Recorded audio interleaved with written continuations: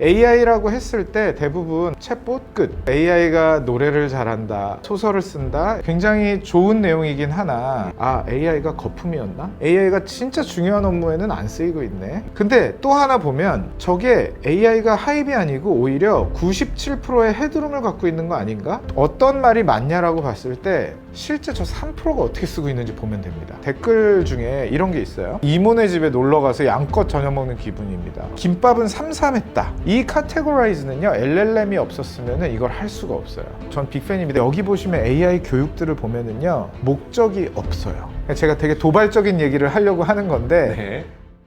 3프로TV와 패스트 캠퍼스가 함께하는 AX 칼리지입니다. 지난 시간에는 저희가 인공지능 시대에 발생할 수 있는 윤리적인 문제, 그리고 그것을 해결할 수 있는 방안에 대해서 살펴봤다면, 이번 시간에는 이 생성형 인공지능, 그리고 인공지능이 과연 우리가 어떻게 일할 것이며 또 우리가 어떻게 성장할 것인지에 대해서 알아보는 시간을 가져볼 겁니다.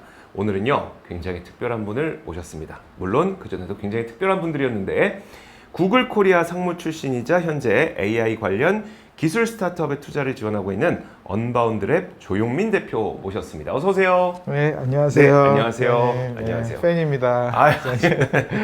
워낙 강의를 많이 하셔서 네. 많은 분들이 인사이트를 많이 얻어가셨을 텐데, 네. 혹시 모르실 분들을 위해서 조용민 대표님 소개를 한번 부탁드릴게요. 네, 안녕하세요. 저는 현재 미국하고 한국에 있는 AI 극초기 팀에 일부 투자를 하고 있고, 상장 비상장 AI 관련된 장비부터 시작해서 다양한 쪽에 투자를 하고 있는 펀드 운영하고 있는 네. 조용민이라고 하고요. 오늘 무엇보다 한국에 와가지고 이렇게 김치찌개도 먹고 한국에 되게 자주는 오는데 네. 미국에 좀 더 길게 있다 보니까 와서 너무 좋네요. 김치찌개. 언제 오셨어요? 지난주에 왔습니다. 지난주에 오셨고. 지난주에 왔습니다. 네. 와, 가장 거기서 드시고 싶으셨던 음식이 김치찌개. 네, 김치찌개랑 곰탕인데요. 너무 좋습니다. 지금 다 곰탕 먹었습니다. 맛집 소개 좀 해주세요. 네, 하동관 너무 좋아. 이거 말해도 되나요? 네, 너무 좋아합니다. 네. 그러니까 이게 해외에 계시다 보면은 참 이제 우리 맛이 그리워질 때가 있긴 한데, 네. 자, 오늘 저희가 준비한 주제는 인공지능 시대에 과연 우리가 어떻게 일할 것이냐. 기존에 있는 많은 강연들을 통해서 저희가 뭐 인공지능을 어떻게 활용하고 또 그걸 활용해서 우리가 성장의 기반을 닦을 수 있고 이런 이야기는 많이 했거든요. 근데 그런 이야기가 좀 아닌 것 같더라고요, 오늘. 맞습니다. 많은 분들, 전문가분들이 워낙 많으셔가지고, 근데 저는 그런 전문가나 뭐 강연자가 아니고, 저는 사실 그냥 필드에서 이렇게 투자를 하고 있는 입장이어서 네. 제가 목말랐던 부분을 좀 더 오늘 말씀드릴 수 있을 것 같아요. 그러니까 어떤 개념이나 하이레벨 컨셉보다는 실제 필드에서 AI를 다루시는 분들 혹은 아직 안 다루신 분들이 네. 좀 관점을 바꾸셨으면 하는 게 있거든요. 그래서 그런 부분들 위주로 설명을 드려보고자 합니다. 그래서 저희가 그 인공지능 하면은 항상 이제 미래 기술, 미래는 어떻게 될 거고 뭐가 될 거고 이런 것들만 얘기했는데, 그러면 네. 조용민 대표께서 오늘 해주실 얘기는 현재 내가 어떻게 할 수 있는 것인가에 대한 이야기일까요? 네, 맞습니다. 저는 약간 저 기자님 유튜브 컨텐츠 거의 다 팔로잉하고 있는데 네. 거기서 보이는 여러 가지 기술적인 뭐 소개라든지 이런 부분들이 되게 중요한 것 같고요. 네. 근데 그런 기술이라든지 그런 정보를 가지고 실제 월요일에 출근해서 내 업무를 바라보면 조금 소원하게 느껴질 때가 있는데, 괴리가 커요. 예, 그래서 그런 부분들에 대한 그 갭 필링을 하는 시간으로 좀 삼으시면 좋을 것 같아요. 저는 그걸 너무 컨셉추얼하게 받아들이시고 이게 뭐 한 3년 뒤에 오겠지 이렇게 생각하시는 것보다는 실제 내 업무를 그러면 AI가 한다면 어떤 식으로 내가 조금 더 효율화할 수 있을까, 이런 고민, 좀 손에 잡히는 고민들을 좀 해보시면 좋을 것 같습니다. 그러면 우리가 어디서부터 오늘 한번 네. 시작을 해볼까요? 예, 제가 하나 좀 기술을 하나 보여드리려고 하는데요. 네. 예, 구닥다리 기술부터 시작해서 올 봄에 나온 기술까지 한번 간단하게만 보여드리면요. 지금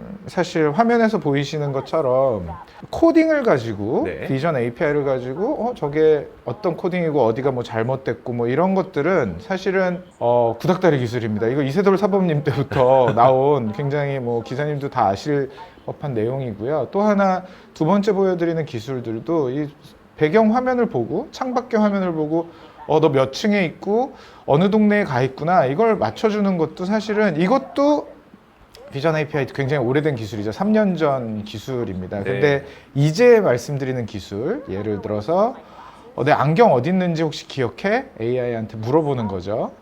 그러면은 안경을 나 이거 사과 옆에 있었어 라고 이렇게 알려줍니다. 네. 근데 이런 기술, 자, 이 기술을 프로젝트 아스트라라고 해서요. 비디오를 다 리코딩한 다음에 이미지를 차핑하고 이미지를 해석할 줄 아는 상태에서 네. 필요할 때 크롤링해서 쓰는 그런 기술인데요. 네. 여기에 들어가는 뭐 GPU라든지 이런 지식들이 있으면은 더 이게 딱 기술이 이제 이렇게 구동되겠구나라는 걸 알 수 있겠죠. 근데 더 중요한 거는 이렇게 보시면 좋을 것 같아요. 제가 미국이나 한국에서 여러 사람들에게 이 기술을 어디다 쓰면 좋을 것 같아 그러면은 공통적으로 나오는 게 있습니다. 치매 환자 아니면 뭐 실버 산업에 쓸 수 있을 것 같다. 네. 근데 그런 명동 시민 100명한테 물어봤을 때 네. 7, 80명이 답할 것 같은 내용의 답을 하는 네. 빠르게 답을 하고 정답을 맞추는 이런 역량은 저희 투자자 입장에서 봤을 때는 이거는 한 2000년대, 90년대에 필요했었던 역량인 것 같고요. 네. 이 기술 어디다 쓰면 좋을 것 같아라고 물어봤을 때 자기 실제 월화수목금에 직면하고 있는 문제들하고 엮어서 시간이 걸리더라도 엮어서 답을 해보는 능력 네. 이게 필요하다라는 말씀을 좀 드리고 싶은 거예요. 그래서 예를 들면 이런 거거든요. 자, 보시면은 디지털 트윈 인플렉션 AI 기술인데요. 네. 이 기술은 디지털 트윈을 만드는 거고요. 디지털 트윈에서 가장 발전된 기술입니다. 이 기술은 사실은 지금은 마이크로소프트가 갖고 네. 있어요. 근데 이 기술을 어디다 쓸 것 같냐라고 하면은 인터넷 강의 업체, 뭐 메가스터디도 있고 여러 업체가 있지만 거기 CTO 분들은 이 기술을 보자마자 일타 강사 현우진 선생님 100명 만들겠어. 뭐 이런 아이디어가 바로 나온다는 거죠. 네. 그러면 이런 아이디어를 만들어야 파워풀하고 그 아이디어를 정말 get things done, 그러니까 현실에 적용할 수 있을 수준으로 올릴 수 있다라는 거죠. 네. 그러니까 지금 AI 시대에 가장 필요한 거는 AI가 뭐 산업 뭐 어떤 직업이 사라지고 생기고 뭐 이런 게 중요한 게 아니고 사실 뭐 스님과 신부님만 살아남는다 뭐 이런 아이디어가 우리한테 실생활에 중요한 생각은 아닌 것 네. 같아요. 그거보다는 실제로 내 업무도 AI한테 적용을 어떤 방식으로 할 수 있을까에 대한 고민이 있어야 지속 가능하게 본인의 능력이 AI 시대에 맞춰지지 않을까, 그 말씀을 좀 강조드리고 싶습니다. 그러니까 기술은 우리가 요즘에 새롭게 보는 기술인 것 같아도 어차피 옛날 기술인데 그럼 그게 3년이고 5년이고 지났지만 왜 그걸 내가 사용하고 있지 않느냐. 네. 내 업무에 그 기술을 어떻게 적용시킬지에 대한 많은 고민이 없었기 때문일 수도 있다는 말씀이시네요. 네, 너무 맞는 말씀이시고요. 그게 이제 왜 중요하냐면 지금 이제 기술이 발전되는 속도가 굉장히 빨라질 거거든요. 근데 그거를 정말 호모 파베르라고 하죠. 도구의 인간으로서 이거를 잘 쓰는 능력이 중요하지 정답을 맞추는 그 역량이 중요하지 않아지는 시대로 넘어온 것 같아요. 그래서 뭐 대기업이나 글로벌 컴퍼니나 뭐 테크 회사들이나 아니면은 정말 스타트업들 제가 이렇게 다양하게 뵙고 있는데 그 기업들 중에서 정말 탑티어급들을 만나면은 그런 말씀을 많이 하시는 것 같아요. 어떤 기술이건 도구건 중요한 게 아니고 나는 이 목적을 달성하기 위해서는 그 어떤 것도 열려 있다.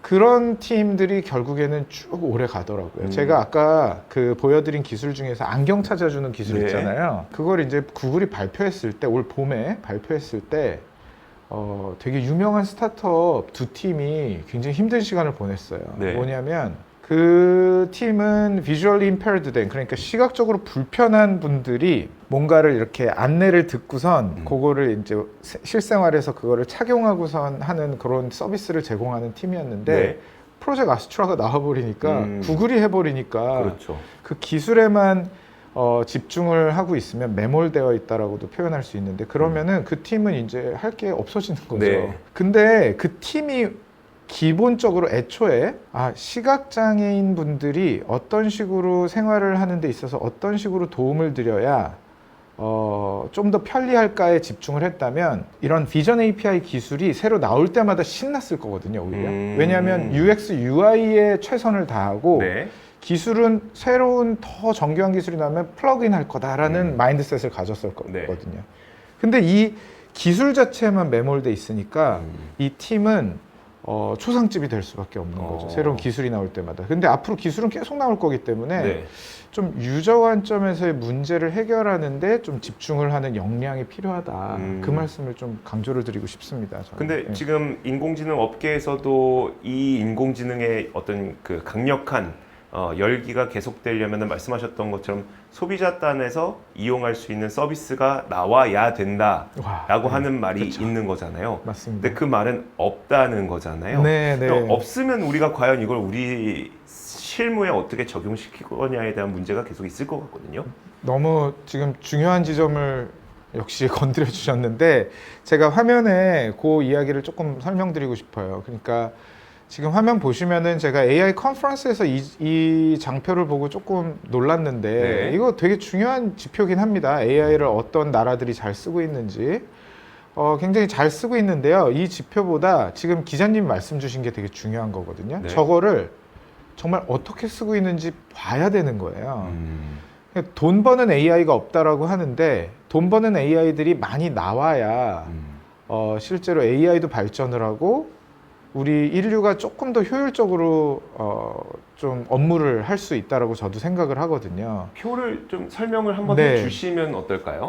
네, 이 표를 보시면은 그 국가별로 AI를 정말 활용하고 있는 수준, 혹은 AI를 그냥 탐색하고 있는 수준에 대한 지표를 이렇게 한눈에 이제 보여주고 있는 겁니다. 네. 근데 이거는 어떤 국가들이 AI를 잘 활용하고 있고 관심을 갖고 있는지 두 가지에 대한 어떤 온도차를 보여주는 지표인데요. 저는 요거보다 한 뎁스 더 들어가서 좀 바라볼 의미가 있다라고 생각을 해요. 네. 예를 들면 이런 차트인 거죠. 그러니까 어떤 산업에서 쓰고 있는지, 어떤 문제를 해결하고 있는지 네. 이런 부분까지는 들어가 줘야 의미가 있다라고 생각을 하는 거죠.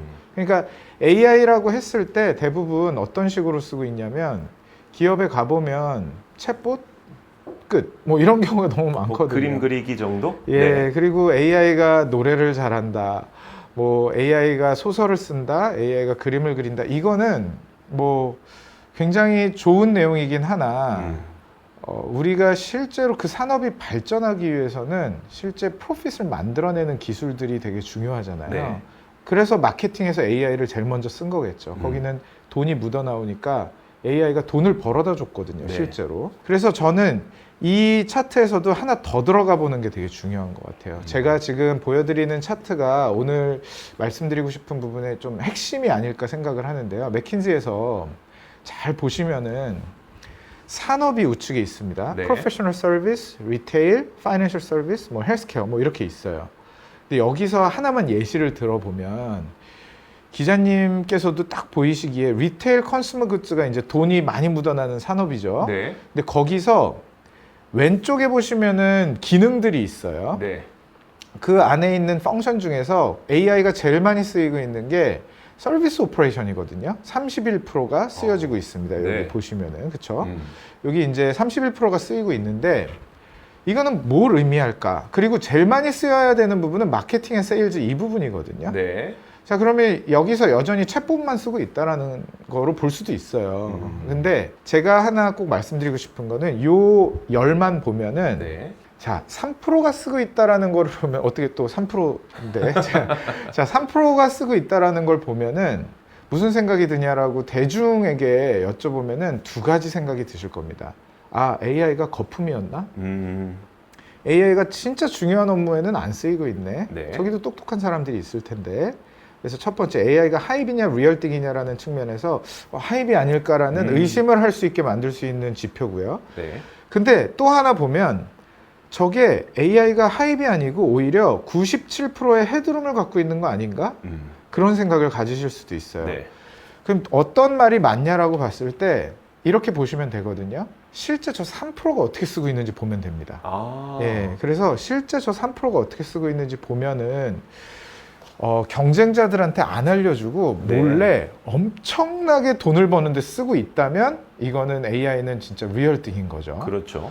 그래서 살펴봤습니다. 네. 저희는 이제 거의 저희 펀드도 그렇고 저희랑 같이 코인베스트먼트 하는 미국의 여러 VC들은 이제 진짜로 들어가서 실사를 하기도 하고 네. 진짜 많이 물어보니까 이렇게 어떻게 쓰고 있는지 들여다보면은 이렇게 써요. 중고거래 플랫폼이 있다라고 치면은 네. 중고거래의 특성 중에 하나가요.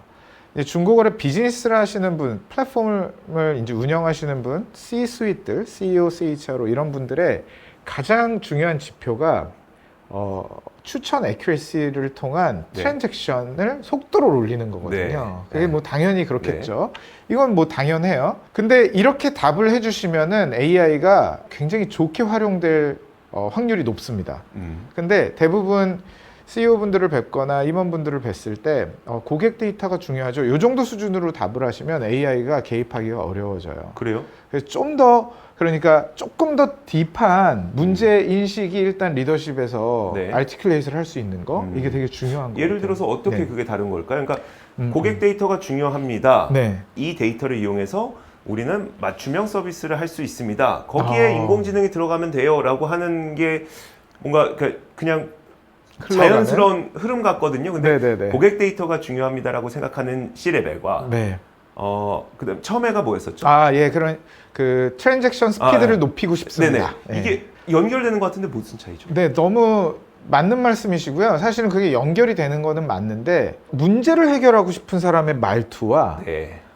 그리고 어떤 문제 해결도 중요하나 어떤 선언적인 그런 아젠다를 갖고 계신 분들의 말투가 좀 다르다는 네. 거죠.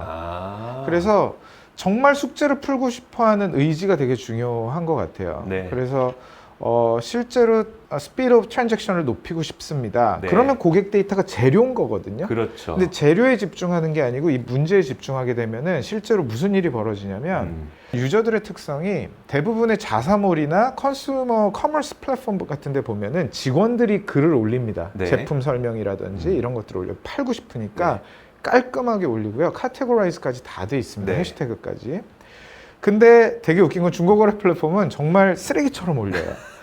제가 이거를 뭐 예를 들면 도산공원에서 이거를 거래했을 때 5만 원 주고 샀는데 우리 애기가 커가지고 요거를 3만 원에 팔려고 합니다. 근데 3만 원 너무 비싼 것 같아서 제가 그냥 빨리 처분하기 위해서 2만 원에 올려요. 근데 네. 미성 아파트로 오셔야 돼요. 이런 식으로 올려요. 네, 그렇죠. 그러면은 이게 3만 원짜리인지 5만 원짜리인지 미성 아파트인지 도산공원인지 이게 헷갈리거든요. 네. 그래서 예전 알고리즘 가지고는 이 분의 특성이라든지 이 제품을 어디다 추천해야 될지에 대한 애큐레시가 굉장히 떨어졌었습니다. 근데 이거를 라지 랭귀지 모델 네. AI에다가 모든 글을 한번 이렇게 필터를 해놓고 나면 네. 카테고라이즈가 굉장히 정확하게 되거든요. 오. 그래서 AI가 LLM이라는 도구는요 굉장히 중요한 도구예요. 네. 이런 약간의 가비지성 컨텐츠를 재련하는데 이거보다 좋은 도구가 없죠. 알바생 뭐 몇천 명을 써야 되거든요, 사실은. 네. 그렇게 되면 정확한 제품을 정확한 유저한테 추천을 하는데 이 알고리즘이 쓰이게 되는 거죠. 그러니까 작년하고 올해랑 스피드 오브 트랜잭션이 바뀐 거예요. 네. 그러면 트랜잭션 스피드가 올라가면은 당근마켓이라든지 뭐 번개장터라든지 이런 중고 플랫폼의 밸류에이션은 완전히 올라갑니다. 왜냐하면 투자자들은 그거 보거든요. 스피드 오브 트랜잭션 어떻게 돼요? 네. MAU는 먼틀리 액티브 유저, 월 활성 사용자 수랑 데일리 액티브 유저, 일 활성 사용자 수는 어떻게 되죠? 네. 그걸 나누면 어떻게 되죠? 이런 걸 딱 여쭤봤는데 그 지표가 너무 좋으면 밸류에이션이 올라가죠. 네. 예, 그래서 이런 식으로 AI를 3%가 쓰고 있다면 이거는 AI는 거품이 아니고 모르는 분들이 이걸 알게 되는 순간 폭발하게 되는 거고. 예를 들면 또 그런 것도 있습니다. 미국의 도어대시라든지 도어대시 그리고 뭐 우리나라 배달의 민족 쿠팡이츠 요기요 이거 뭐 땡겨요까지 다 말씀드려야 되죠. 이제 네. 어느 플랫폼을 막 팬이 아니니까 거기서 중요한 건 뭘까 여쭤봐요. 그러면은 배달의 민족 쿠팡이츠 요기요 땡겨요 뭐 거기 가서 실무분들께 여쭤봅니다. 예를 들면 피자 좋아하시는 분들한테 뭐 치킨 추천하는 이게 넷플릭스가 한 8년 전에 썼던 추천 알고리즘이에요. 공포영화 좋아하면 공포영화. 네네. 공포영화를 좋아하시면 공포영화를 좋아하는 그룹이 좋아하는 로맨틱 코미디. 이게 이제 다층적인 추천 알고리즘으로 이제 쓰였었는데 그 방법을 굉장히 오랫동안 여기 이제 배달에서도 쓰다가 네. 중요한 거는 실제로 배달앱에 들어와서 메뉴를 고르는데 네. 한 몇 분 정도 소요하시나요? 저는 시간 굉장히 오래 걸립니다. 네, 오래 왜냐하면 걸리시네요. 기성품의 경우에는 스펙 보고 판단이 가능합니다. 동일 스펙의 가격 비교를 하면 딱 나와요. 답이 나오는데 네, 네, 음식은 네. 맛을 비교를 할 수가 없기 와. 때문에 기존에 내가 먹어봤던 것 아닌 이상은 결국 리뷰를 확인하는 방법밖에 없는 것 같더라고요. 와, 정확하시다. 와. 누구나 다 그럴 것 같아요. 네, 고관여네요, 거의. 아, 되게 그래요? 하이인볼브먼트 쪽 이제 산업인 것 같다는 느낌도 이제 기자님한테 배웠는데 네. 그러면은 이제 예를 들어서 이 정도로 하이인볼브먼트 고관여 고객에게 지금 너무 미개한 추천을 썼었다는 거죠. 네. 그래서 LLM을 또 여기에 도입을 해보면요. 무슨 일이 벌어지냐면 댓글 중에 이런 게 있어요. 네. 배부르고 맛있게 잘 먹었습니다. 지금 화면에서 보이시는 댓글 같은 경우. 네. 이모네 집에 놀러 가서 양껏 저녁 먹는 기분입니다. 김밥은 삼삼했다. 자, 이거를 보면은요. 양이 적지 않은 식당. 네. 집밥 느낌이 나는 식당, 네. 그다음에 간이 세지 않은 식당입니다. 아. 이 카테고라이즈는요, LLM이 없었으면 이걸 할 수가 없어요. 유저들이 다 하나씩 기자님처럼 이렇게 리뷰를 보면서 이 식당에 대한 밸리데이션을 해야 되는데, 간이 세지 않은 식당 추천 리스트를 우리가 기존에 못 만들었었죠. 네. 근데 수십만 건의 리뷰를 LLM에 때려 넣으면 바로 나온다는 거죠.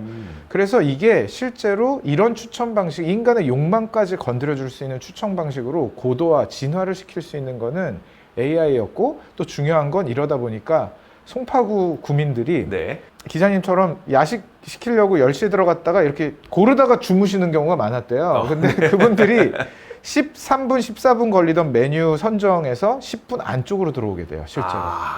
그러면은 이게 바이럴, 그러니까 마케팅을 쓰지 않아도 타 플랫폼에서 이쪽으로 넘어오는데 3개월 정도면 된다라는 지표가 있습니다. 미국 지표긴 한데 네. 도어대시에서 마케팅 안 하고 다른 데서 우버이츠에서 끌어오는 거가 이제 3개월 걸리는데요.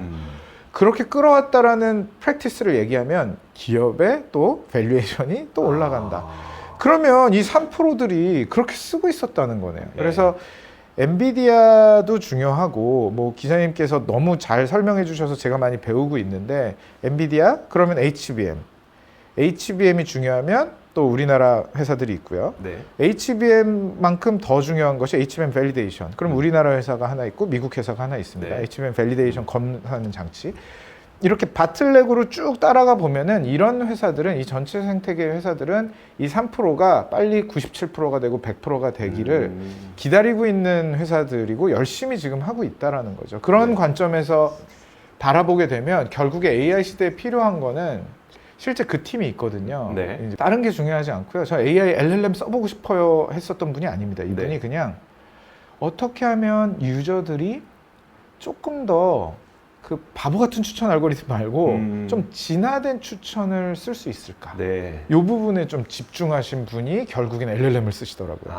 그것만한 것이 없다는 것을 느꼈기 때문에. 네, 네. 그러니까 사안을 바라보는 시각 자체가 훨씬 우리가 인공지능 시대를 살아갈 때 더 중요하다는 말씀을 해주고 계시는 거네요. 예, 그러니까 너무 맞습니다. 나는 인공지능 시대를 살 거니까 나는 인공지능을 써볼 거야라는 시각이 아니라, 뭐 예를 들어 우리가 이렇게 비교를 해볼 수가 있을까요? 스마트폰 시대가 됐다. 네. 우리는 이미 겪었으니까 이제 좀 쉽게 얘기할 수 있겠죠. 네. 스마트폰 시대가 됐기 때문에 난 스마트폰을 쓸 거야 라는 사람과, 네. 내가 회사에서만 일하기엔 시간이 부족해. 뭐가 필요할까라고 생각해서 스마트폰을 쓰는 사람의 생산성은 와, 차이가 많이 크겠다는 이야기를 해주고 계시는 거네요. 정확하십니다. 그 비유를 제가 딴 데서 좀 써먹어도 될까요? 그렇군요. 너무, 그러니까 딱 이거예요. 아. 저는 이게 거꾸로 되신 분들을 굉장히 많이 보고요. 네. 지금 아마 들으시는 분들 중에서도 나는 그렇게 하고 있어, 거꾸로 나는 그렇게 생각하지 않아라고 하신 분들도 계실 텐데 되게 흥미로운 거는요. 네. 제가 미국이나 한국에서 샌프란시스코, 베이징, 그러니까 서울, 전 세계에서 AI가 가장 많이 발전하고 있는 도시가 이제 샌프란시스코고요. 네. 팔로알토, 실리콘밸리 다 합쳐서 샌프란시스코고, 2위가 이제 베이징이라고 보거든요. 네. 저희 이제 투자씬에서는 팀들, 그리고 AI GPU 개수, 그리고 이런 식으로 스코어를 매겨보면 그 두 곳이 굉장히 뛰어납니다. 네. 근데 다른 도시들에서 이제 미팅을 또 많이 해보고 하면 지금 기자님이 말씀하신 대로 스마트폰을 이렇게 쓰는 사람 저렇게 쓰는 사람을 봤을 때 네. 대부분 자기가 나는 목적형으로 난 스마트폰을 도입을 해서 썼다라고 생각을 하시는데요. 네.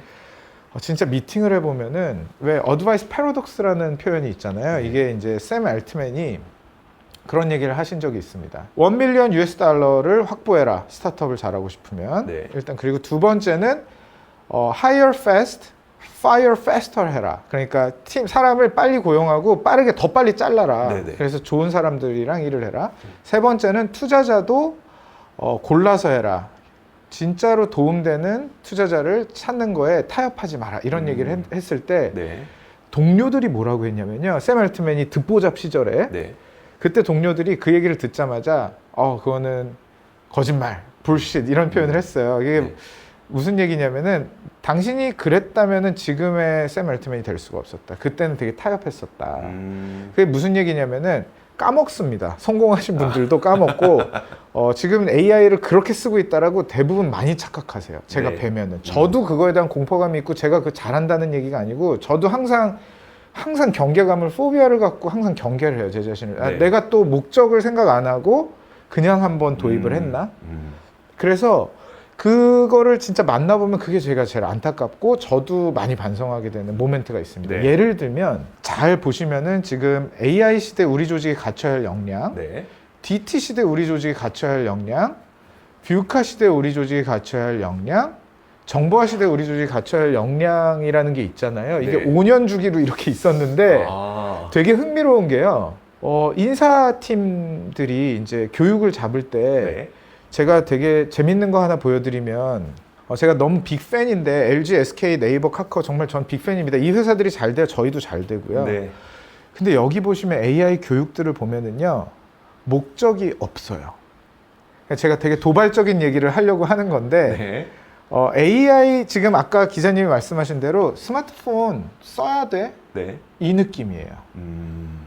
그러니까 스마트폰을 왜 써야 되는지에 대한 조직의 고민을 먼저 하고 그 고민이 끝나지 않고선 스마트폰 얘기를 굳이 할 필요가 없을 정도거든요. 네. 사실은 지금 말씀드리는 거는. 근데 그 고민에 대한 고민 없이 AI 챗 GPT 교육을 한다든지 네. 그렇게 되면은 무슨 일이 벌어지냐면 조직의 피로도만 올라가고요. 두 번째는 GPT나 AI나 여러 제미나이나 클로드나 이런 기술에 대한 약간 실망감만 생깁니다. 네. 현업엔 도움이 안 되는구나 아직은.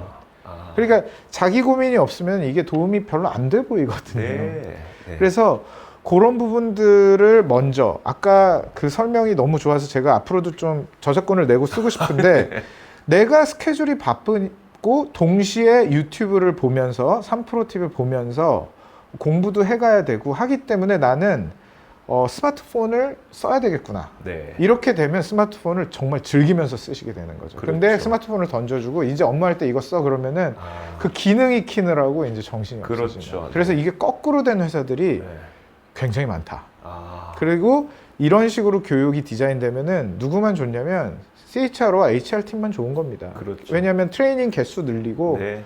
새로운 안 보던 사람들 강사로 불러다가 이렇게 강연하고 그래서 저는 예를 들면 그런 기업에서 오히려 AI를 어떻게 썼는지에 대한 동종 산업에 있는 다른 개발자를 불러서 강연을 해야지 네. GPT 무슨 교수님 불러서 이렇게 강연하고 이거는 의미가 많이 없다, 비교적 없다. 그 말씀을 드리고 싶습니다. 사실 이제 저도 투자를 하다 보면 어떤 고민이 생기냐면 일단 첫 번째로 퓨어한 컴퍼니 있잖아요. 사업 모델이 굉장히 그냥 딱 하나에 포커스된 그런 퓨어한 컴퍼니들이 매력적이긴 하거든요. 네네. 근데 이런 기업들의 문제점이 뭐냐면 그 산업이 성장할 땐 좋은데 그것도 항상 이게 트렌드가 있어서 겨울이 오면 더 이상 뭔가 할 수가 없는 그래서 이제 다양한 포트폴리오를 갖고 있는 기업을 보게 되는데 네네. 그 기업의 문제점은 또 뭐가 되냐면 다양한 포트폴리오이기 때문에 경기 변동성은 적지만 뭔가 퓨어했을 때 어떤 빵 터지는 게 뭔지를 몰라요. 그러니까 투자자 입장에서 얘가 앞으로 무엇으로 성장할지를 잘 모르겠다는 느낌을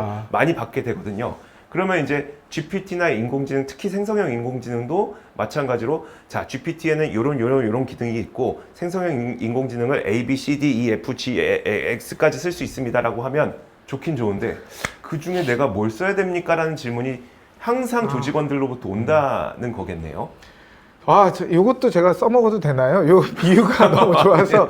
아니, 제가 그거 아까 뭐 인터넷 강의도 말씀드렸지만 제가 그 클로드라는 플랫폼을 예를 들어서 맥킨지의 시니어 파트너님께 보여드린 적이 있어요. 네. 클로드를 어떻게 쓰는지 실제로. 네.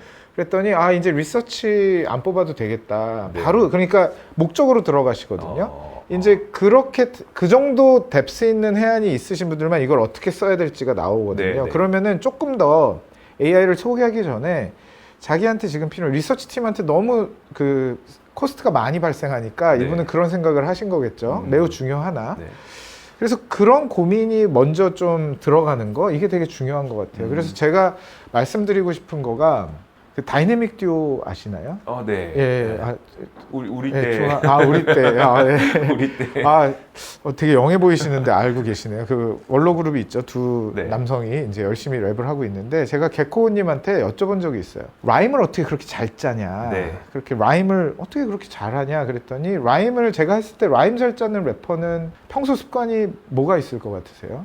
평소 습관에도 라임을 짤 것 네, 같아요. 라임을 짜고 이제 단어를 많이 습득하려고 네. 하고 뭐 예를 들면 그런 개코님이나 되게 빅 팬이거든요. 3프로 TV라든지 뭐 이런 네. 되게 다양한 걸 많이 보는 것 같아요. 그래서 그 친구가 그 얘기를 하더라고요. 형처럼 다른 분야에 있는 사람들하고 그날도 말싸움 하고 있었는데 예. 말싸움을 한 5시간 한다. 아. 그런 얘기를 했어요. 네. 그게 이제 그러다 보면 어휘가 쌓이고 라임을 잘 짜진대요. 아. 제가 그래서 뭐 어떤 영상을 보내줬냐면 이 영상을 보내준 적이 있어요. 이게 네. 무슨 영상이냐면 래퍼가 미국의 되게 유명한 래퍼가 네. 실제로 이 어떤 특정 단어를요 AI한테 넣습니다. 네. 넣은 다음에 이 단어를 가지고 AI가 라임을 만들어요. 네. 그런 다음에 그 중에서 자기가 세련되고 힙한 것만 픽앤추즈해서 가사를 만들어요. 네. 그러다 보니까 이분이 쓴 랩은 실제로 이 AI를 통해서 라임을 몇 개를 이제 좀 차용해서 활용을 하다 보니까 작년에 쓴 랩보다 훨씬 멋있어진 거예요. 그럼 이게 뭐냐면 아까 그 기자님께서 설명 주신 대로 목적이 되게 분명한 네. 경우에 이거를 어디다 써야 될지가 나온다고 했잖아요. 이 래퍼는요 팬들한테 더 멋있는 랩을 들려주고 싶었었던 거 하나예요. 네. 이분이 얘기를 하거든요 영상에서. 그랬더니 실제 랩들도 작년에 이 팬들이 들었던 랩보다 훨씬 더 좋아지는 거에 AI를 활용하게 된 거지. 이분이 뭐 테크에 관심 있는 분이 아닙니다. 네. 근데 그래서 제가 이거를 개코한테 보내줬어요. 개코님한테 네. 이런 방식도 있다. 너 방식도 너무 좋고 이 방식도 있고 그래서 이렇게 계속해서 방법을 다양하게 가져가는 목적은 당연히 다이내믹 듀오에 정말 찐 팬들이 너무 많잖아요. 네. 12월 6, 7, 8에 이제 콘서트도 하는데 네. 그런데 이제 가는 팬들에게 이번 랩에서도 막 나스닥 다우존스라는 가사가 들어가 있거든요. 그러니까 3프로 TV 많이 보니까 이 다이내믹 듀오가 이제 그런 또 새로운 밸류를 또 주잖아요 팬들에게. 네. 그래서 다른 래퍼들이 쓰지 않는 가사들도 쓰게 되고요. 그래서 저는 AI를 잘 다루시는 분들은 분명히 뷰카 시대, 정보화 시대, DT 시대에서도 잘 나가셨을 거고 네. AI 시대에도 다른 게 없다. 결국에는 본인이 일단 첫 번째 착각하지 말자. 본인이 목적형으로 AI를 쓰고 있다라고 자꾸 네. 샘 엘트맨처럼 착각하지 말고 본인도 착각을 인정했습니다. 네. 그래서 Y 컴비네이터 친구들한테 뭐 얘기를 했고요. 그러니까 그런 착각하지 말고 목적을 계속해서 리마인드 해가면서 좀 조직이 그런 쪽으로 갔으면 좋겠고 HR, CFO, 뭐 CTO, CEO 전부 다 그냥 한 팀이 돼서 네. 그리고 그 밑에 있는 팀원들도 목적에 좀 집중하는 그런 조직이 되면 그리고 그냥 일반 문제 해결을 하시는 학생분들도 마찬가지인 것 같아요. 대부분 레주메를 제가 많이 보고 구글에 있을 때도 뭐 인터뷰도 많이 보고 했는데 왜 들어오려는지를 많이 여쭤봐요. 근데 네. 인생 목표가 구글인 경우에는 그게 굉장히 약해지거든요. 네.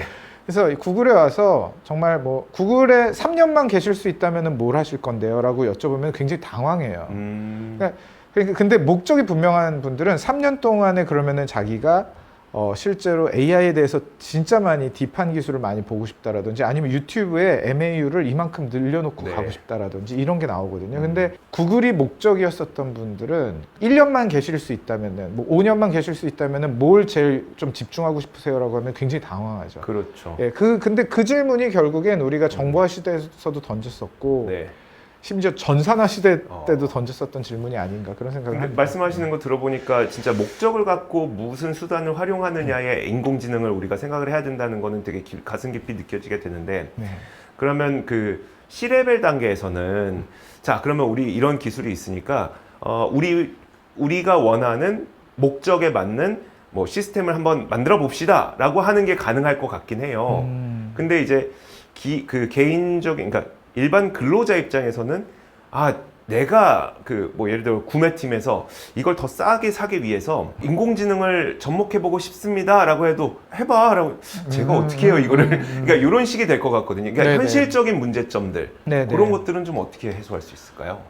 그 현실적인 문제점들을 잘 브레이크다운하고 딥하게 들어가는 게 저는 되게 중요한 것 같아요. 네. 지금 너무 좋은 질문을 해주셨는데 예를 들면 이런 것 같습니다. 제가 영상을 하나 보여드리려고 하는데요. 네. 마치 짜고 친 것처럼 정말 너무 중요한 질문들을 해주셔서 네. 지금 보시면은 맨하탄 브리지에 여성 속옷이 걸려 있어요. 네. 지금 이런 것도 마찬가지고 사실은 또 이런 영상도 마찬가지입니다. 5개 광고가 이런 식으로 진행이 될 수가 있죠. 네. 창의적인 것도 있고요. 근데 제가 하나 말씀드리고 싶은 게 이거예요. 원래 애초에 어떤 패션 브랜드에서 여성 속옷까지 이제 사업 확장을 했어요. 네. 그러면은 임원들은 무슨 얘기를 하냐면 뭐 CEO나 디자이너는 그런 얘기를 하죠. 우리 브랜드가 옷만 만들다가 여성 속옷으로 이제 런칭했다는 거를 좀 많은 사람, 최대한 많은 사람이 알게 해라 이렇게 떨어졌어요, 골이. 네. 그러면 GPU를 도입해라 뭐 이런 골이라고 생각하시면 돼요. 그러면은 이렇게 내려왔는데 이제 팀원은 그러면은 나는 정말 센세이셔널하게 맨하탄 브리지의 여성 속옷을 걸어버리겠다, 진짜 크게. 그래서 3억 원 주시면은 3억 정도만 주시면은 뭐 3억까지도 필요 없고 한 200K 주시면 네. 걸겠다. 네. 그래서 이거를 사람들이 많이 찍어서 창발시키도록 하겠다. 그걸 많이 찍어서 이제 오픈 플랫폼으로 네. 이제 나가도록 하겠다라고 얘기를 할 수가 있습니다. 근데 뭐라고 얘기가 이제 주로 로드블럭이 생기냐면 조직에서는 네. 그 뉴욕 공무원들이 그걸 승인하겠어? 도로교통안전법상. 그렇죠. 첫 번째. 두 번째는 미안한데 200K US 달러가 없어 우리가. 너한테 줄 돈이 없다 예산. 네. 왜냐면 예산은 모든 조직에서 이 얘기를 하죠. 예산이 없다 뭐 얘기. 네. 이 두 가지면 대부분 어떻게 되냐면 그러면은 나는 이 아이디어는 두고 어떻게 뭐 팝업 스토어를 할까 이런 식으로 가면 안 된다는 거죠. 자 그러면은 우린 무슨 시대냐? AI 시대예요. 그래서 지금 보신 영상은요 사실은 실제 걸어놓은 게 아니고 젠 AI로 만든 거거든요. 이게 이제 AI로 실제로 이 영상을 프롬프팅을 만들어서 15초 영상으로 만든 거예요. 네. 그래서 실제 걸린 적이 없습니다. 근데 네. 너무 실제 같잖아요. 근데 이거를 올린 다음에 그럼 지표는 맞춰야 되니까 네. 임프레션 수를 늘려야 되니까 이걸 만들어서 이 친구가 어떻게 했냐면 틱톡, 유튜브 쇼츠, 페이스북 릴즈에다가 올렸더니 네. 맨하탄 브리지 건 거보다 훨씬 더 많은 임프레션이 생긴 거죠. 그리고 관심자에게 타겟팅해서 쏠 수 있는 유튜브 광고, 페이스북 광고 이런 것들이 있거든요, 네. 실제로. 그래서 이런 방식으로 했더니 3억이 필요가 없었던 거예요, 본인도. 커스트가 빵원. 그러니까 네. 만드는데 커스트가, 프로덕션 코스트가. 그래서 이거를 이런 식으로 보시면 이게 지금 내 업무랑 나는 9시에 출근해서 5시까지 엑셀만 하는데 이게 무슨 얘기인가. 네. 그게 아니고 9시부터 출근해서 5시까지 엑셀만 하시더라도 그 문제에 접근을 하시면은 사실은 AI 중에서 써먹을 것들을 되게 발견하실 수 있다. 스마트폰이 진짜 업무하실 때 정말 필요하신가요? 제가 이거 이렇게 자꾸 이렇게 훔쳐서 써서 죄송합니다. 아니에요. 근데 생각보다 투지폰으로도 지금 솔직히 하실 수 있거든요. 네. 근데 스마트폰 이따가 뺏으면은 지금 막 너무 힘들잖아요. 그렇죠. AI도 사실은 그런 기술에 가깝습니다. 그래서 제가 뭘 말씀드리고 싶냐면은 지금 보시면 electricity, refrigerator, 냉장고, 전기 네. 이런 여러 가지 기술들이 실제 대중들이 활용되기까지 시간이 오래 걸려요. 네. 에릭 슈미트가 스탠포드 학부생들한테 한번 말실수한 적이 있는데 AI 관련해서 막 얘기를 하시면서 전기가 30년 걸렸다. 네. 공장에서 전기를 왜 써? 이렇게 생각하던 사람들이 있었거든요. 증기기관으로 하면 되지. 네. 근데 이게 에릭 슈미트가 얘기를 했죠. AI는 그거보다 훨씬 더 빠르게 적용이 될 거긴 하나 또 시간이 걸린다. 왜냐하면 그렇게 똑똑한 사람들이 많지 않기 때문에 이런 말실수를 했어요. 이게 네. 방송되는지 모르고. 네. 근데 에릭 슈미트의 얘기처럼 마찬가지인 것 같아요. 아까 보셨던 3%. 네. 어떻게 공교롭게 또 3%예요. 그 3%가 진짜 똑똑하게 쓰고 있는 거를 대중이 이제 보고 베스트 프랙티스를 보면서 이제 진화해 나가면 AI는 아까 보셨던 기술보다 훨씬 더 빠르게 흡수가 되고 나중에 AI 뺏으면은 아마 그 9시부터 5시까지 엑셀만 하시던 분도 네. AI 왜 뺏어가냐고 이러실 거거든요. 그 말씀을 되게 강조드리고 싶습니다. 예. 유명한 그 임원분들을 많이 뵙는데요. 그런 얘기를 들은 적이 있어요. 데이터 센터가 네. 이제 굉장히 많이 지어졌는데 2년 동안 2022년, 21년에 특히 많이 지어졌습니다. 네. 거기서 공조하던 회사들이 이제 떡고물을 많이 먹거든요. 이제 데이터 그렇죠. 센터가 많이 지어지면 최고가 이제 기자님이 많이 언급해 주셨다시피 이제 엔비디아가 제일 행복하고요. 네. 데이터 센터가 많이 지어지면. 두 번째는 이제 공조 회사들이 네. 그 중에 하나죠. 에어컨이 많이 필요하니까 전력량까지도 그때 설명해 주셔서 제가 많이 배웠고요. 네. 근데 공조 회사들 중에서 비딩을 진짜 많이 따낸 회사가 있어요. 네. 그러니까 데이터 센터들이 에어컨을 많이 여러 경쟁 비딩을 하면은 이제 한 회사를 선정을 하잖아요. 네. 우리 데이터 센터엔 당신들이 에어컨을 넣으세요. 근데 3사 중에서 한 회사가 거의 독식을 했습니다. 2년 동안. 네. 그 회사가 이걸 독식을 했는데 그 이유가 뭐냐면 제가 그 3사의 제안서를 다 봤거든요. 네. 근데 제안서를 보면은 첫 번째랑 세 번째 회사는요, 제품 스펙 제안서예요. 그러니까 이 에어컨이 얼마나 성능이 좋은지, 그리고 벤틸레이션이 얼마나 성능이 좋은지 이런 것들이고요. 네. 이 두 번째 이 비딩을 다 따내간, 거의 다 따내간, 나머지만 이제 두 회사가 가져고 네. 거의 다 따내간 회사의 제안서를 보면은 데이터 센터 효율을 극대화하는데 이게 무조건 필요하다라는 식으로 접근을 했습니다. 네. 그러니까 컨설팅이에요, 내용이. 네. 모두가 제품 제안은 솔루션 컨설팅을 해야 된다라고 100번 얘기해도 여전히 그러거든요. 그러니까 착각을 한다는 거예요, 사람들이. 그만큼 잘하고 있다라고 착각을 하는데요. 이 회사의 특성이 뭐냐면 B2B 영업하시는 분들을 한 5, 6년간 어떻게 키웠냐면은 B2B 세일즈 교육을 할 때 강사들을 부르잖아요. 저도 한번 끌려간 적이 있었거든요. 네. 그 강사들의 KPI를 어떻게 세팅해 놓냐면 제품 영업 1, 솔루션 컨설턴트 10 하면은 이 사람의 강연을 듣고 우리가 돈을 내가지고 부른 강사인데 네. 이 사람 강연을 들은 후에 1부터 10까지 원래는 어디였고 지금은 어떻게 됐는지로 이 강연자를 스코어를 매겨요. 장기 스코어입니까 그러면? 단기 스코어, 장기 스코어 다 있습니다. 네네. 예. 그래서 그래서 2시간 강연 듣고 나니까 당신이 정말 이만큼 이동을 했냐. 네. 이걸로 해서 당신을 스코어를 하겠다라고 주니까 강사들이 어떻게 하냐면 내내 제품 세일즈 안 시키고 솔루션 컨설팅을 어떻게 하는지 집중해서 강연을 하게 되는 거예요. 네. 그냥 강연 만족도로만 스코어링을 하면은 강사들이 자기가 갖고 있는 내용 전달하고 끝나거든요. 네. 그러다 보니까 이걸 5, 6년 하니까 이 B2B 체화가 바뀐 거예요. 근데 되게 흥미로운 비하인드 스토리 하나 더 들려드리면 네. 이 프레임워크를 짠 사람이 누구냐면은 대부분의 기업들의 CHRO들을 네. 뽑을 때요. HR 전문가들을 뽑는 경우가 많이 있는데요. 그렇죠. 그것도 되게 좋은 방법이긴 합니다. 근데 지금 AI 시대, 2024, 25, 26년 시대에 HR 전문가는 진짜 versatility, 360도 다재다능해야 되는 것 같아요. 이 중간에 있는 회사는요, 영업하시던 그리고 전략 짜시던 분들 중에서 은퇴하시기 전에 트레이닝 센터로 보내서 거기 리더를 시켰어요, 이 회사는. 네. 그러니까 HR 그 트레이닝 전문가가 아니고 교육 프로그램 전문가가 아니고 네.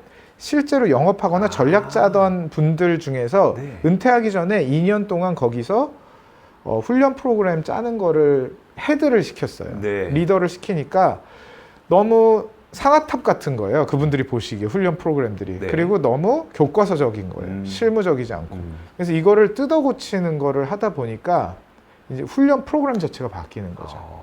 그래서 저는 이게 전방위로 다 중요한 것 같아요. 네. 그래서 정말로 practicality of AI, 그러니까 AI의 실용성을 높이기 위해서는 전사가 예전에 했었던 방식을 좀 바꾸고 네. 정말 옛날 얘기를 하시는 분들을 새롭게 좀 트랜스포메이션 시키고 이런 부분들이 중요하지 않을까 생각을 합니다. 와, 그러니까요. 이게 사실 지금 여러 이야기가 오고 갔지만 결국 하나는 기업이 처하고 있는 문제 해결에 초점을 맞춰라. 딱 여기로 항상 귀결이 되는 것 같거든요. 네, 너무 당연한 얘기 같지만 네. 잘 안 하고 안 계시더라. 되고. 혹시 그러면 좀 그런 걸 보여주는 또 다른 사례가 있었어요? 그러니까 네. 분명 이거는 목적을 해결해야지 이게 왜 이런 네, 계획을 네. 하고 있어요? 이런 것들이 있을 것 같은데.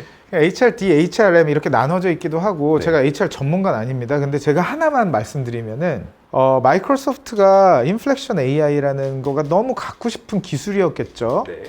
그런데 그 문제를 해결한 사람이 사실은 CHRO가 맞다라고 보는 게 맞아요. 되게 이상하잖아요. 네. HR 사람들은 주로 인재를 적재적소에 배치하고 네. 좋은 훈련을 해서 코칭을 하고 널처링을 한다라는 거라고 생각할 수 있는데 되게 흥미로운 거는 M&A 기법에서도 HR 담당자가 할 수 있는 것들이 있거든요. 네. 팀을 인수하는 것이 아니고 거기 있는 탑 탤런트를 탤런트 애퀴지션이라는 기법은 HR이 최고 전문가겠죠. 네. 그래서 사실은 만약에 내가 CFO다라고 생각하고 90년대, 2000년대, 2010년대 CFO 업무를 하고 계시다면 네. 지금 약간 퇴화되신 거다. 아, CHRO가 90년대, 2000년대, 2010년대 CHRO처럼 일을 하고 계시고 그런 분들의 그런 팁을 얻어갖고 일을 하고 계시다면 옛날 분이시다. 네. 그래서 지금은 뭘 보셔야 되냐면 CEO랑 나는 똑같다라고 생각하면서 일을 하셔야 된다. CHRO건 CFO건 CTO건. 그래서 네.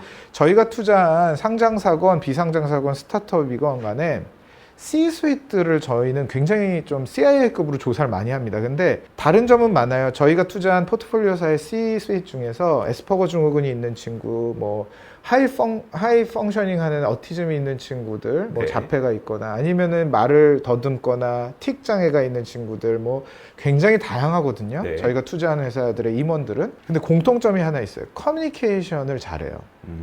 앞에 말씀드린 심텀은 커뮤니케이션이 아니고 네. 그냥 심텀인 거고 네. 커뮤니케이션이라 하면 CEO의 포인트 오브 뷰로 네. 우리 팀원들한테 어떤 도구건 자유롭게 쓸 수 있도록 자율성을 주면서 이 목적에 우리가 정말 모두가 모든 에너지를 집중시킬 수 있는 커뮤니케이션을 하는 친구들이거든요. 저는 그러면 무조건 투자할 수 있다고 생각을 네. 해요. 그래서 말씀 주신 대로 기업의 목적에 우리가 집중하자라고 했는데 그래놓고 월요일에 출근해서는 AI 교육 프로그램 짜고 있습니다. 네. AI로 유명한 교수님 누구야? 이런 거 시켜요 팀원들한테. 네. 그게 중요한가? 나는 CHRO로서, CFO로서, CTO로서 아니면 정말 뭐 CSO로서 네. 이거를 지금 하는 것이 중요한 게 아니고 우리 기업의 밸류에이션을 위해서는 나는 오늘 뭘 해야 되지로 조금 한번 바꿔보셔라. 근데 이거 말씀드려도 이제 많이 좀 어렵습니다. 네. 네, 저도 어렵거든요. 저도 매일 반성하고 있기 때문에 네. 네, 그렇습니다. 알겠습니다. 혹시 우리 보는 분들이 물론 이제 기업 교육과 관련된 분들도 계시겠지만 혹시 그냥 일반인 분들도 보실 수 있잖아요. 네, 네, 일반인 네. 분들 가운데 경제나 아니면 투자에 관심 많으신 분들 그런 분들이 지금 좀 활용할 수 있을 만한 어떤 것들이 있을까요? 네, 저는 그 말씀을 드리고 싶어요. 그러니까 탑 티어 팀이 뭘 하고 있는지를 찾는 노력을 계속 하셨으면 좋겠어요. 네. 그러니까 AI 헬루시네이션이라든지 여러 가지 라이어빌리티 이슈라든지 AI의 어떤 윤리적 이슈라든지 이런 부분들에 대해서 얘기를 해주시는 분들이 많이 계세요. 네. 근데 제가 그룹의 오너분들이라든지 저희에게 투자해 주신 분들을 찾아뵐 때 저는 델라웨어나 샌프란시스코의 탑티어 팀을 제가 같이 데리고 한국에 와서 뵙게 해드리면은요 굉장히 많이 놀라시는 게 뭐냐면 10몇 개 팀을 만났는데 이 정도까지 갭이 있는 팀은 처음 본다라는 얘기를 하세요. 네. 그러면 시야가 확 트이거든요. 그러면은 이제 샌프란시스코에서 AI 헬루시네이션이라는 표현 쓰면 지금 원시인 취급받거든요. 왜냐면 그거 다 해결했거든요. 네. 레그, 뭐 마크다운, 뭐 여러 가지 기술이 있어서 네. 지금 오늘은 기술 시간이 아니니까. 네. 그래서 제가 그런 일반 시청자분들께서도 기자님 영상 다 보셨으면 좋겠고 기자님이 언급하셨었던 거라든지 3프로TV에서 하는 영상들, 그리고 또 하나는 미국과 한국의 탑티어 팀들 네. 이 뭘 하고 있는지는 굉장히 조금 한두 뎁스 서치를 많이 해보시면 나옵니다. 네. 그리고 예를 들어서 AI가 쓰는 기사들이 있어요. 미디어 뭐 슈퍼뉴스라든지 뭐 굉장히 다양하거든요.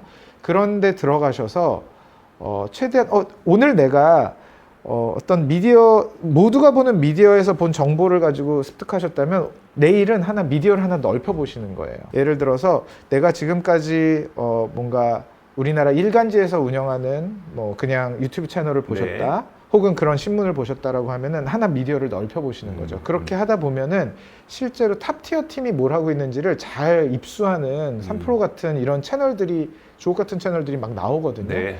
근데 그런 걸로 확장하셔서 꼭 그거를 캐치업 하시면은 시야가 되게 저보다도 더 넓어지실 수도 있고, 그런 거를 하셔야 좀 올드 패션드 된 사고 띵킹 프로세스, 사고 체계에서 좀 벗어나실 수 있지 않을까, 그런 말씀을 좀 외람되게 드리고 싶습니다. 저도 그걸 못 해가지고 지금 오늘도 좀 기자님 뵙고 또 많이 여쭙고 그렇게 되는 것 같아요. 예. 네. 자, 저희가 계속해서 이제 인공지능을 어떻게 활용해야 우리의 미래가 나아질 것인지에 대한 이야기를 계속 나누고 있는데요. 이번 시간은 인공지능 시대에서 우리가 성장하는 방법에 대한 이야기를 나눴는데, 기존에 듣던 어떤 우리가 미래에 어떤 새 시대가 열릴 것이고 이걸 사용하면 우리가 어떻게 될 것이고 뭐가 만들어질 것이고 이런 내용보다는, 그럼 이 인공지능을 진짜 나의 성장성에 탑재하기 위해서는 내가 갖고 있는 목표의식이 훨씬 더 중요하다. 그거는 개인뿐만 아니라 기업이라는 조직까지도 마찬가지다라는 이야기를 해주셨습니다. 자, 오늘 함께 해주신 조용민 대표님 정말 감사드리고요. 만약 조용민 대표님의 강의가 궁금하신 교육 담당자분께서는 아래 더보기란을 참고하셔서 문의해 주시면 저희가 친절하게 답변을 드리도록 하겠습니다. 제 생각에는 많은 콜이 올 것 같습니다. 아유, 너무 감사합니다. 예.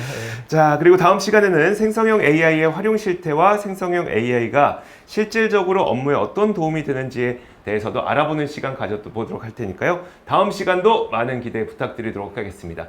그러면 오늘 함께 해주신 조용민 대표 보내드리도록 하겠습니다. 고맙습니다. 네, 감사합니다.